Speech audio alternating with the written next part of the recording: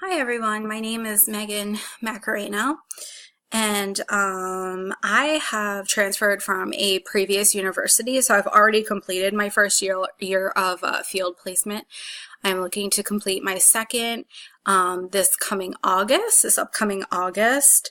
And for the past 9 years, I have been working at the same agency, and I am currently a program supervisor for a supervised independent living and scattered independent living program in Bucks County.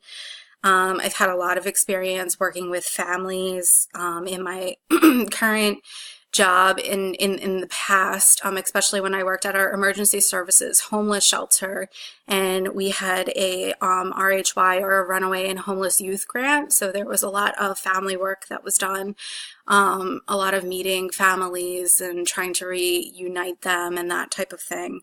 Um, the basic family system in which I was raised was pretty much my mom was the authoritarian, and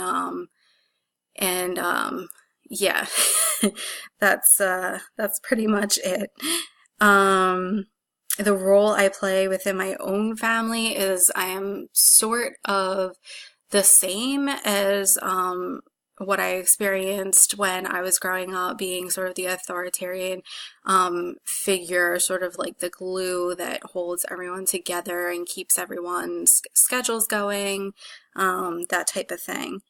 And I don't really have any burning questions at the moment regarding family work. Again, I've been working at the same agency for quite some time and have not really done or had the experience to do clinical family work. However, I did sit in on sessions with the therapist sometimes, or I was very active as the case manager with the families and their goal plan. So yeah, I'm looking forward to this class and learning something new, and I'll see you guys around in the course.